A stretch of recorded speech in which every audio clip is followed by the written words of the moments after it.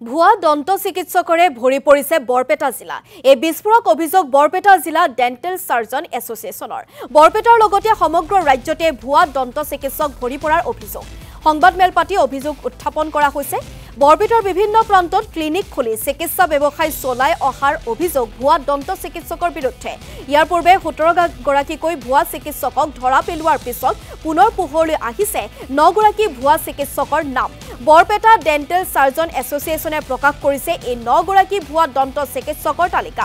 সদৰি কৰা অনুসৰি তালিকাখন হৈছে ভুৱা দন্ত চিকিৎসক কেইজন: বৰপেটাৰ নিত্যানন্দ বজাৰৰ আলম আলী, পালহাজিৰ নজৰুল ইছলাম, সৰ্থেবাৰীৰ নৰেন দাস, হনকুচি কলনীৰ হামিদুৰ ৰহমান, গৰৈমাৰী বজাৰৰ ফাৰুক হুছেইন, খংৰা বজাৰৰ হাবিব আলম ছিদ্দিকী, সৰুক্ষেত্ৰী আঞ্চলিক বজাৰৰ নবাব উল, কয়াকুছিৰ লুৎফৰ ৰহমান আৰু লংলাৰ চান মামুদ।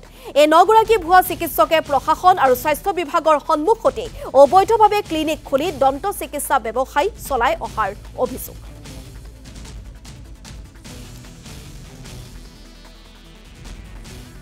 আমি বৰপেটা ডিষ্ট্ৰিক্টত টাউন হওক চহৰ হওক গাঁও হওক যিমানখিনি জেগাত পাইছোঁ টোটেল 27জন আমি এখন লিষ্ট পাইছোঁ ভুৱা ডক্টৰৰ, ভুৱা ডেণ্টেল চিকিৎসকৰ। আৰু এই 27জনে এতিয়ালৈকে যোৱা 3-4 বছৰ তাৰ আগৰ পৰাই চলাই আছে, 5-6 বছৰ চলাব পাৰে।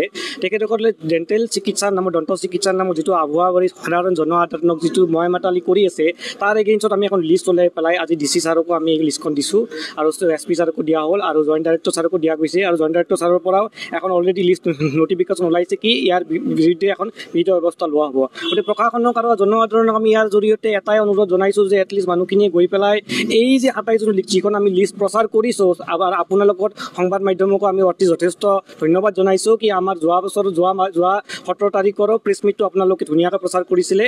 ইয়াৰ ওপৰত আছে এইটোতো আমি ইনকুৱাৰী কৰি পেলাই 27জনৰ লিষ্টখন ওলাইছোঁ। এইটো প্ৰশাসনে নিজা হিচাপত যদি ইনকুৱাৰী কৰে তাৰ ওপৰতে বেছি ওলাব। গাঁও অঞ্চলতো গম নাপায় ন কোনে কেনেকৈ ট্ৰিটমেণ্ট কৰি আছে। গতিকে এইবিলাকৰ প্ৰশাসন যথেষ্ট মন কাণ দিব লাগে। আৰু